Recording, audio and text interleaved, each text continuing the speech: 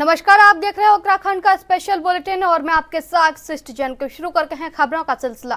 उत्तराखंड के मुख्यमंत्री पुष्कर सिंह धामी 3 दिवसीय दिल्ली दौरे पर हैं और आज उन्होंने दिल्ली में पीएम मोदी की अध्यक्षता में हुई नीति आयोग की बैठक में शिरकत की। इसके अलावा नीति आयोग की बैठक में सीएम धामी ने राज्य के तमाम प्रस्तावों पर आगे रखा और आपको बता दें 28 जुलाई को प्रधानमंत्री की अध्यक्षता में होने वाली मुख्यमंत्री कॉन्क्लेव में भी शामिल होंगे।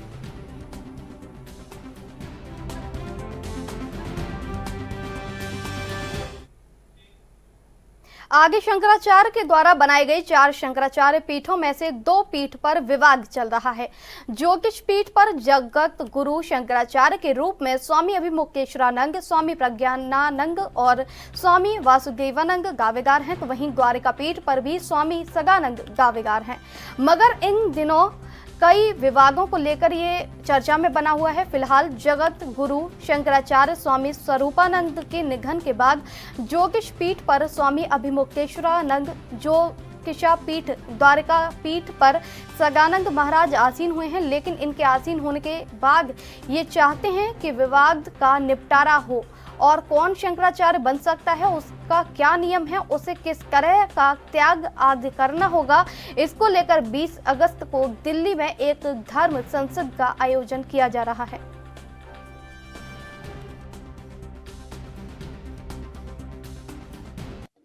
देखिए, जब विषय धर्म संसद तभी होती है जब विषय बहुत क्लिष्ट हो जाता है। आपने सुना होगा कि जगतगुरु शंकराचार्य स्वामी स्वरूपानंद जी महाराज के ब्रह्मलीन होने के बाद दोनों पीठों पर जो विवाद शुरू हुआ और कम से कम एक पीठ पर तो विवाद बहुत दिनों से अनवरत चला आ रहा है, कई पीढ़ियों से चला आ रहा है, ब्रह्मानंद जी महाराज के कार्यकाल से ही चला आ रहा है। तो उस समस्या का समाधान कैसे हो, उसका जो विवाद चल रहा है उसका पटाक्षेप कैसे हो, इसको लेकर के सारे जो सन्यासी अखाड़े हैं, चूंकि जो शंकराचार्य का पद है वो सन्यासियों का पद है, तो सारे सन्यासी अखाड़ों को लेकर के आचार्य महामंडलेश्वर, मंडलेश्वर और जितने भी विद्वत जन हैं, संत समाज है, आचार्य सभाएं हैं, विद्वत सभाएं हैं, सबको इकट्ठा करके दिल्ली में हम लोग बहुत जल्दी 20 अगस्त को धर्म संसद करने जा रहे हैं। 20 अगस्त चूंकि अब 15 अगस्त का कार्यक्रम शुरू हो जाएगा, उसके पहले हम कर नहीं सकते हैं, तो 20 अगस्त की तिथि वहां निर्धारित हो गई है और उस धर्म संसद में तय होगा, चूंकि शंकराचार्य का सर्वोच्च पद है, कोई व्यक्ति उच्छृंखल व्यक्ति उस पद पे न बैठे, कोई विवादित व्यक्ति उस पद पे न बैठे, कोई व्यक्ति जिसकी मान्यता सर्वमान्य नहीं है वो उस पद पे न बैठे। इसके लिए हम लोग धर्म संसद करेंगे। सबसे आग्रह किया जाएगा पूरे देश भर के लोगों से कि आकर के मिल करके इस समस्या का समाधान करिए। देखिए, उस गद्दी पर तो महाराज जी के कार्यकाल से ही बहुत झगड़े थे और ब्रह्मानंद जी के कार्यकाल से ही विष्णुदेवानंद जी, शांतानंद जी और फिर वासुदेवानंद जी, दुनिया भर के लोग आते जाते रहे, लेकिन अभी भी वो समस्या का समाधान नहीं हुआ है। अब उस मसूरी में लगातार हो रही बारिश से मसूरी देहरादून मार्ग गालोगी पावर हाउस के पास भारी भूस्खलन होने के चलते मुख्य मार्ग पर पत्थर और मलबा आने की वजह से 2 घंटे बंद रहा, जिसके बाद मार्ग के दोनों ओर वाहनों का लंबा जाम लगा रहा।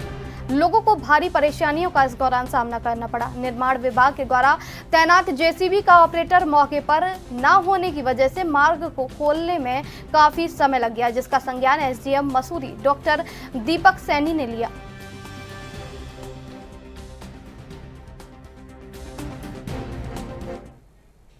केंद्र सरकार के बजट पर सत्ता दल बीजेपी में उमंग का माहौल है, जिसके चलते राजधानी देहरादून में बीजेपी की तरफ से बजट पर चर्चा कार्यक्रम आयोजित किया गया। तो वहीं इस कार्यक्रम में केंद्रीय गृह राज्य मंत्री नित्यानंद राय भी शामिल हुए।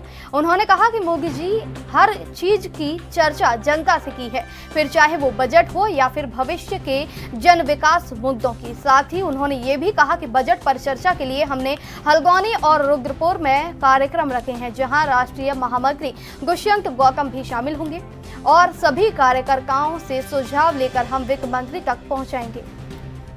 2009 की तुलना में 2009 से 14 का जो भारत सरकार उस समय की यूपीए सरकार ने जो बजट दिया था तो यूपीए सरकार की अवधि 2009 से 14 की तुलना में उत्तराखंड के कर हस्तांतरण में 240% की वृद्धि हुई है। यानी कि 2014 के बाद जो उत्तराखंड को कर हस्तांतरित किए गए हैं उसमें 240% की वृद्धि।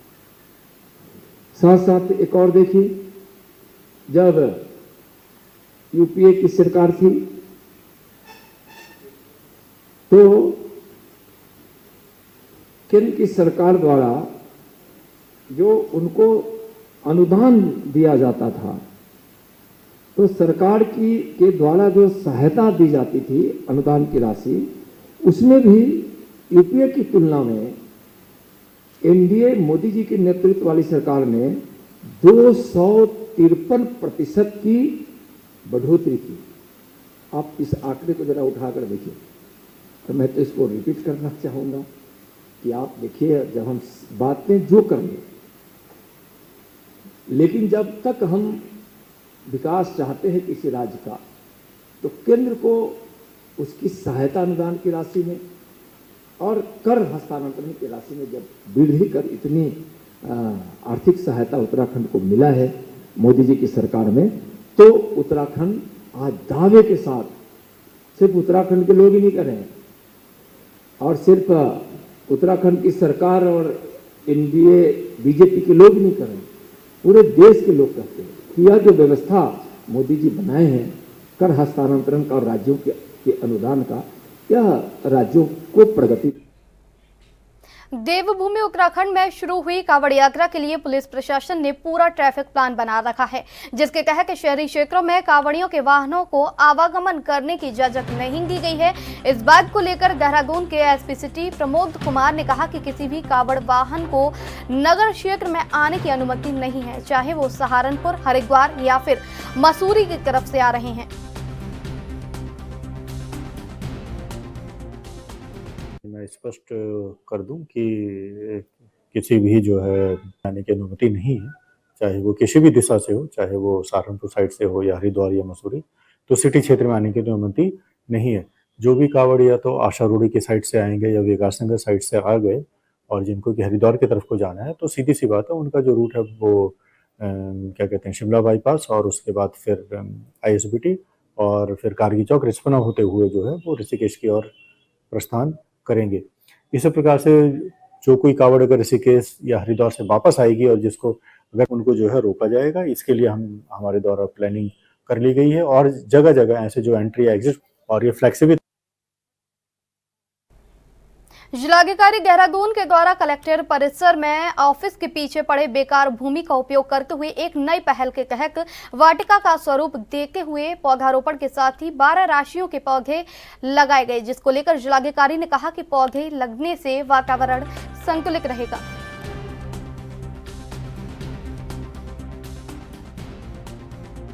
जो हमारा कलेक्ट्रेट है वहाँ पे एक एरिया पूरा बहुत ही बुरी स्थिति में था और बहुत गंदगी थी वहाँ पे, और हम लोगों ने उसी को ही कन्वर्ट किया है, उसको एक पार्क में कन्वर्ट किया और वहाँ पे हमने अलग अलग राशियों के जो पेड़ होते हैं वो लगाए और भी विभिन्न प्रजातियों के हमने वहाँ पे पेड़ लगाए हैं और हम उसको मेंटेन कर रहे हैं, जिससे कि इस पूरे एरिया में एक एरिया ऐसा हो जहाँ पे लोग आके बैठ सकें। उत्तराखंड भाजपा प्रदेश प्रभारी दुष्यंत गौतम हल्द्वानी पहुंचे, जहां मोदी सरकार के 31 कार्यकाल के बजट की सराहना करते हुए उन्होंने कहा कि केंद्र की मोदी सरकार ने अपना 15 बजट पेश कर दिया है, जो उत्तराखंड के साथ साथ पूरे देश के लिए ऐतिहासिक है।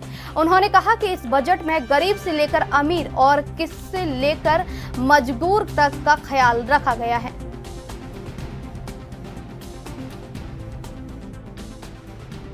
ये कि हम आत्मनिर्भर भारत, मजबूत भारत, विकसित भारत 2047 का तीसरी मजबूत अर्थव्यवस्था में खड़े हुए भारत के लिए ये बजट पेश किया गया है। ये बजट गरीबों के लिए, किसानों के लिए, मजदूरों के लिए, दलितों के लिए, पिछड़ों के लिए, सभी के किस प्रकार उनके घर में उजाला किया जाए। आपने देखा होगा पिछले बजट में हमने 18,000 गाँव लिए थे जिनमें लाइट नहीं थी, लाइट पहुँचाने का काम किया। जिन घरों में नल नहीं थे, नल में जल पहुंचाने का काम किया। जिनमें शौचालय नहीं थे, शौचालय देने का काम किया। जिनको घर नहीं थे 4 करोड़ लोगों को घर दिया, कि यार हमने 3 करोड़ लोगों को और घर देने वाले हैं। जहाँ पानी नहीं पहुँचा था वो पानी पहुँचाने वाले हैं। पर्यावरण की दृष्टि से किस प्रकार से संतुलित किया जाए उसके लिए बजट रखा गया है। और साथ साथ जिस प्रकार से किसानों को मजबूत करने के जो उनको सम्मान निधि के साथ साथ उनको खेतियों के भी विकल्प दिए गए हैं। ऑर्गेनिक खेती का विकल्प दिया गया है, फूलों की खेती का विकल्प दिया गया है। और सबसे बड़ी जो खेती फल फूल की वो करते हैं उसको जब वातावरण नहीं हो, महंगा सस्ता हो, किस प्रकार। कोटद्वार की मालन नदी पर मरीन ड्राइव बनाने की भाजपा जिलाध्यक्ष वीरेंद्र रावत ने मुख्यमंत्री से मांग की है। 3 दिन पहले देहरादून में सीएम से मुलाकात करने के बाद मीडिया से बात करते हुए वीरेंद्र रावत ने कहा कि उन्होंने सीएम धामी को अवगत कराया कि मालन नदी अपने दोनों ओर भू कटाव के कर रही है, लेकिन इसका यदि ट्रीटमेंट हो जाए तो इस पर मरीन ड्राइव बन जाए। ये कोटद्वार के विकास में मील का पत्थर साबित हो सकता है। भी हो जाएगा। एक छोटा सा शहर है और आबादी धीरे धीरे बढ़ रही है। शाम के समय पे लोगों के घूमने के लिए और इस तरीके से एक मरीन ड्राइव की तर्ज पे वहाँ पे रोड भी बन जाए, तो उसको बाढ़ सुरक्षा दीवार के साथ साथ सीधे जैसे मालन पुल पे नींबू जो हमारा मालन पुल है नींबू चौड़ की ओर से और सीधे घराट तक एक दीवार बन सकती है और उससे रोडें बन सकती हैं।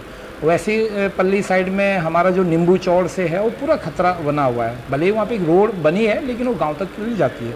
ऐसे ही हमारा मालन नदी पे है, वैसी सुकरा और वैसी खो नदी पे। खो नदी पे शुरुआत में थोड़ा सा शुरुआत तो हुई थी लेकिन वो पूरा हो नहीं पाया वो काम।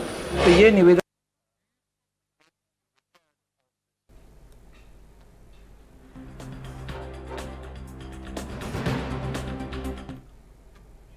हल्द्वानी में अखिल एकता उद्योग व्यापार मंडल के द्वारा व्यापारी सम्मेलन का आयोजन किया गया। इस आयोजन में जिले भर से सैकड़ों व्यापारियों ने शिरकत की। इस दौरान व्यापारियों के सामने आ रही दिक्कत को लेकर सम्मेलन में व्यापक चर्चा की गई।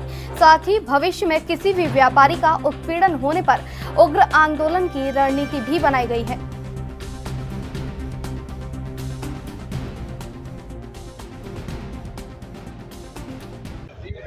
ये संस्था 4 साल से खड़ी की है। 23 प्रदेशों में हमारी चल रही है और हमने जोर देकर के व्यापारियों को लिए छोटा हो बड़ा हो उन सबके लिए संघर्ष किया है। तो उनकी जो भी समस्या है उनको हम हल करेंगे और हल करते हुए आए हैं। हमने यहाँ तक कि मंत्री हैं, लोकसभा सदस्य हैं और जो भी हमारे गणमान्य हैं उन सब के लिए हमने पत्र दिए हैं। और हमारी जो छोटी बड़ी समस्याएं हैं जैसे कि जीएसटी है और बहुत समस्याएं हैं जो छोटे व्यापारियों के लिए आती हैं, उन सब के लिए हमने लड़ाई लड़ते आए हैं और लड़ते रहेंगे। इससे हल्द्वानी में कई नहीं, देखिए हम उन संस्थाओं उन संगठनों से भी यही कहते हैं कि सब एक मंच पर आएँ, एक आवाज़ उठाएँ और एक आवाज़ उठा करके हम अपनी समस्याओं का हल करें।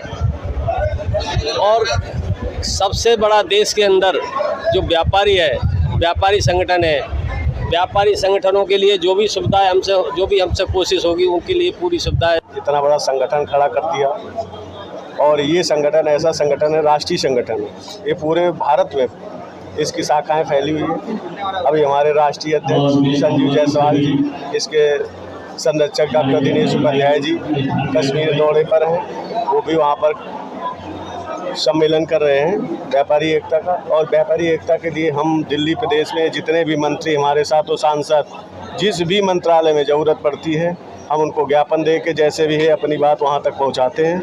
ऐसा क्या काम करेंगे आपका संगठन, नया संगठन है, क्योंकि यहाँ कई व्यापारियों की दुकान तोड़ दी गई है लेकिन उन व्यापारियों को कहीं से कहीं तक किस तरह से आपका संगठन उनके लिए खड़ा हुआ है? हमारा संगठन उनके साथ सदैव खड़ा है और जो रेहड़ी पटरी वाले हैं उनके लिए भी खड़ा है कि उनको भी प्रशासन ब्यूरोक्रेसी से उनकी बात चल रही है कि उनको एक जगह स्थापित। देखिए, ये पहली बार ऐसा हो रहा है हल्द्वानी में कि किसी व्यापार मंडल, किसी संगठन ने तमाम जितने यहाँ संगठन है सबको आमंत्रण दिया है और एक संदेश देने की कोशिश करी है कि जरूरत पड़ने पर आप एक मंच पर आइए। आप अपना जहाँ है, छोटा है बड़ा है, कई वर्षों से आपने देखा होगा 50-50 साल पुराने संगठन है, लेकिन व्यापारी हित के लिए उत्तराखंड में आज तक किसी ने भी कोई काम नहीं करा है। हमारा एक प्रयास है जिसकी आवश्यकता थी पूरे उत्तराखंड में सशक्त व्यापार मंडल की, और वो आप प्रयास आज 20 दिनों के अंदर आप पहला प्रयास आप देख रहे हैं, जिसको सारे संगठनों को अपने आमंत्रण दिल से दिया और सभी ने स्वीकार करा आने के लिए कि हाँ ठीक है, हम जब भी आवश्यकता पड़ेगी उस समय एक मंच पर आएंगे। मैं पंडित जिला विधिक सेवा प्राधिकरण के निर्देशन पर खाद्य सुरक्षा विभाग और औषधि प्रशासन की संयुक्त टीम ने शहर के मॉल और मेडिकल स्टोरों पर, इसके अलावा जनरल स्टोरों में छापेमारी की। इस दौरान मॉल में एक्सपायरी डेट की खाद्य सामग्री को जब्त किया गया। साथ ही सभी स्टोर संचालकों को सख्त निर्देश जारी किए गए। एक्सपायरी डेट की दवाओं को अलग रखने के निर्देश किए गए हैं। इस दौरान कई दुकानों के चालान भी काटे गए हैं, जिससे इलाके में हड़कंप मच गया।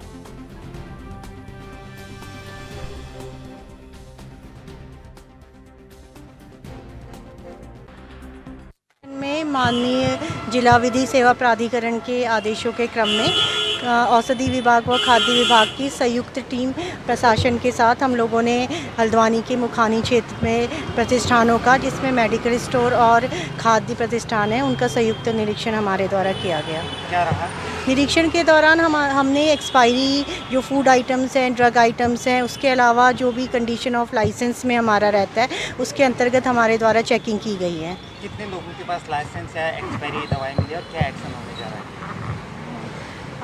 एक्सपायरी मेडिकल स्टोरों में एक्सपायरी बॉक्स पाया गया था, जिसमें दवाइयाँ रखी गई थी, तथा जिस फूड संस्थानों में जहाँ एक्सपायरी दवाएं मिली उन पे अग्रिम कार्रवाई फूड सेफ्टी विभाग द्वारा की जाएगी। सचिव जिला विधिक सेवा प्राधिकरण के आदेश पे आज मुखानी एरिया में हमने ड्रग और फूड के डिपार्टमेंट ने ज्वाइंट चेकिंग अभियान चलाया। ड्रग का तो मैडम ने बता दिया, फूड का हम लोग लगभग 13 से 14 दुकानों का निरीक्षण किया और 3-4 जगह पे हमने एक्सपायरी भी पाया है। एक और उसमें एक का तो हमने चलान किया, काफ़ी वहाँ पे एक्सपायरी मिला है, तो उसमें सेक्शन 27(3)(a) के वायलेशन हुआ है और 58 में हमने चलान किया उनका। आगे का प्रोसेस क्या है सर? और भी रेट अभी तो बाइंड अप करेंगे क्योंकि अभी थोड़ा लेट हो गया है, और अगले महीने हम आपको जुलाई में सूचित कर देंगे।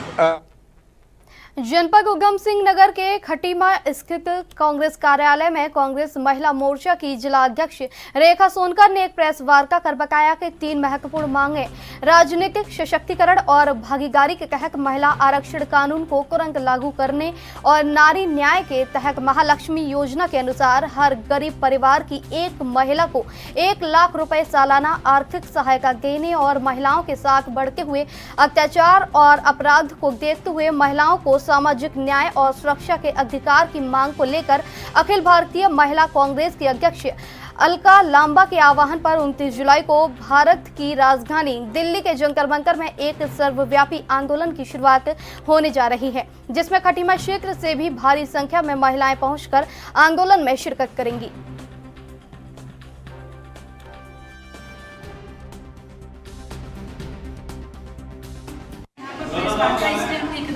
महिलाओं के अत्याचार हो रहे हैं और जो हमारी मांगे नहीं मानी जा रही हैं, चाहे वो हमारे प्रदेश की हो, चाहे पूरे राज्य की हो, चाहे पूरे उत्तर प्रदेश की हो, हर जगह महिलाओं का शोषण हो रहा है।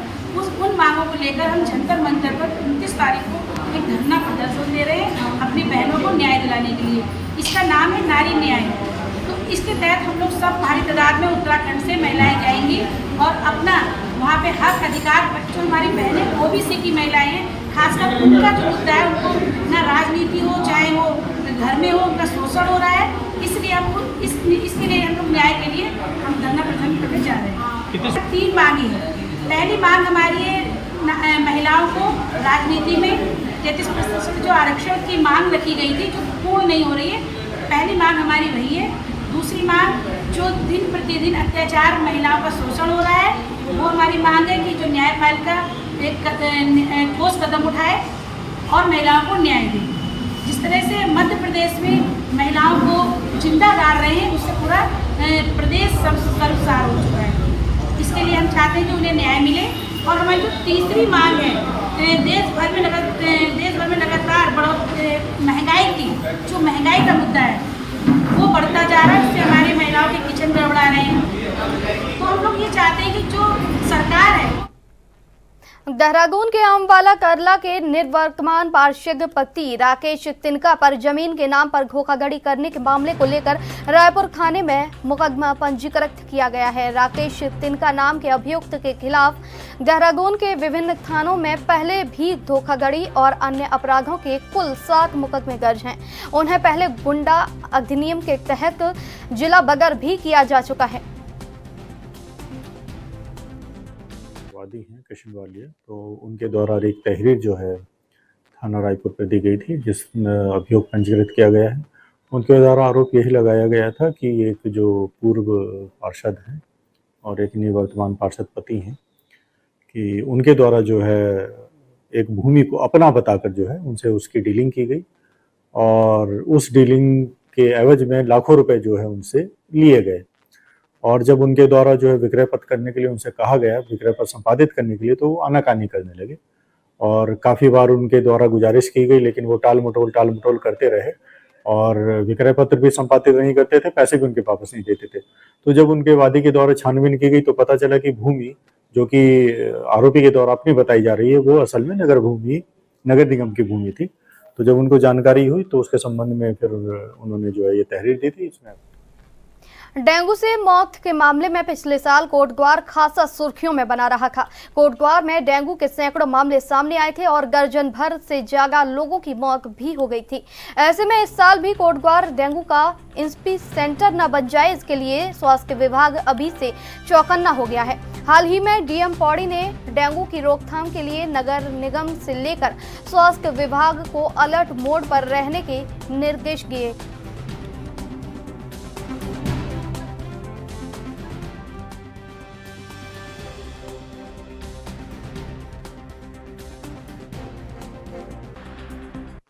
देखिए मैडम, आज जो है मुख्यतः तो मैं डेंगू की तैयारियों के संबंध में आया था, क्योंकि अभी सीजन भी हमारा आ ही रहा है। तो मैंने बेस चिकित्सालय जो है हमारा, वहाँ का सबसे पहले निरीक्षण किया है और तैयारियों का जायजा लिया, जो भी हमारी डेंगू से संबंधित तैयारियाँ हैं, और वहाँ की मीटिंग भी ली है। तो जो भी मेरे द्वारा वहाँ निर्देश यही दिए गए हैं कि भाई अगर कोई भी मरीज बुखार का आता है उसके जो है जाँच की जाए।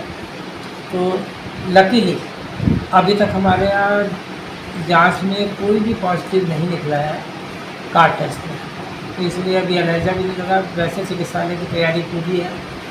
20 बेड अभी हमारे जो है मच्छरदानी सहित हमने तैयार कर रखे हैं और हम उसको आवश्यकता पड़ने में 50 तक भी कर सकते हैं। दवाइयों की हमारे यहाँ पर्याप्त मात्रा में है, कार्ड टेस्ट हमारे यहाँ पूरे हैं।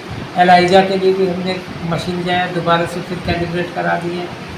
और आज की तारीख में अगर जो है ब्लड के कंपोनेंट हैं उनकी भी बात करें तो हमारी पूरी तैयारी, मशीन हमारी बिल्कुल ठीक स्थिति में है।